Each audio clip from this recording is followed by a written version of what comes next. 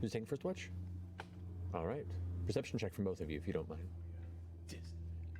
At disadvantage. Where's my 20s? Oh, disadvantage, right. Balls. 6. 12. 12. Somewhat uneventful. I mean, the sky's clear. Occasionally the clouds come through, and occasionally you can glance up and see bits of the stars poking through in the distant dark void of the night sky. The fire right next to the tomb takers begins to dwindle slightly into a warm ember, but they're all mostly resting except for Lucian, who's kind of just leaning against a rock and just kind of looking in your direction. While we're having our watch, Caleb has taken out the collar from inside of the Falling Halls of Hellas. Mm-hmm. And that power source, and I'm just going to start to, while talking to Veth, but just try to examine them, see if the two things seem compatible, begin the study of these things. Make an Arcana check. At disadvantage. Yes. Yeah. Oh, they're both really low rolls. 15.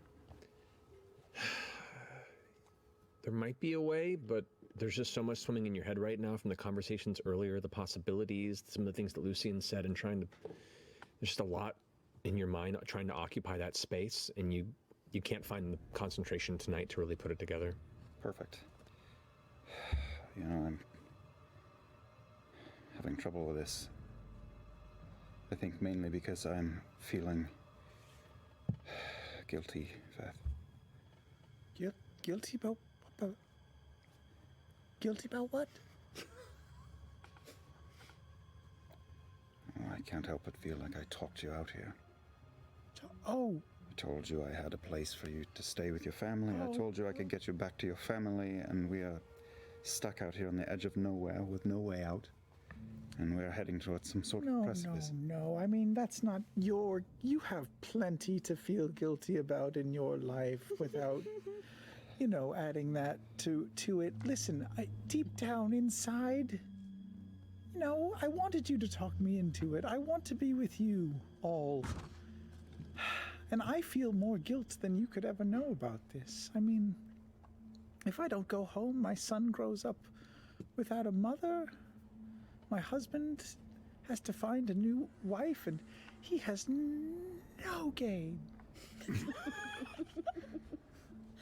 He's sweet, though. He's very sweet, but woof. But I got that. But Took me a second. I would do better. But I wanted to come. I wanted to be here, and frankly, we haven't had time for it, but I've felt awful about it as well. It's like I can't be here for all of you fully and be there for them fully. It's like I'm in two places at the same time and mentally, and it's impossible. So You're not doing it very. The guilt is still. I've grown so accustomed to having you at my side. It's been a long time. And I just didn't want to leave you behind. I don't really function on my own so much. I don't think any of us really do. When Lucian was talking about how his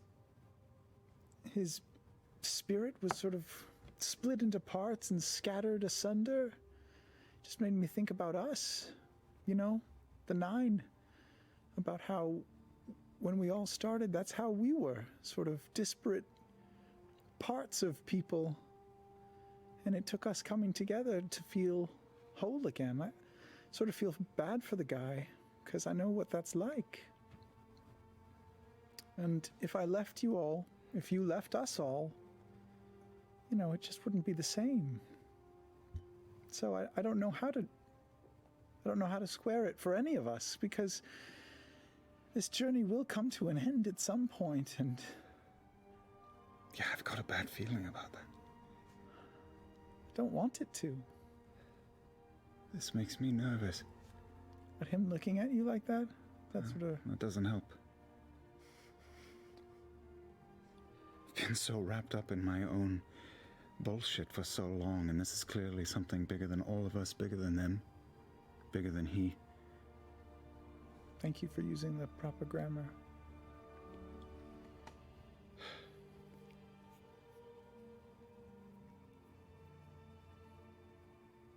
I feel like it's going to be threading a needle to come out the other side of this, all of us. Any of us. Well, and then the worst part is if we come out the other side and we survive or win or whatever it is, then it's goodbye.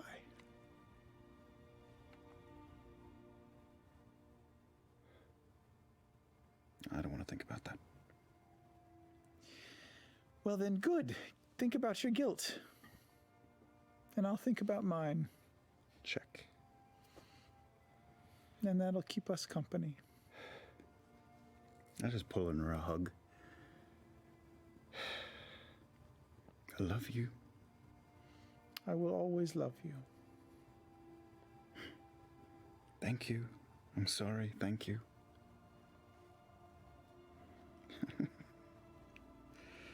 What a mess. We should wake up the others.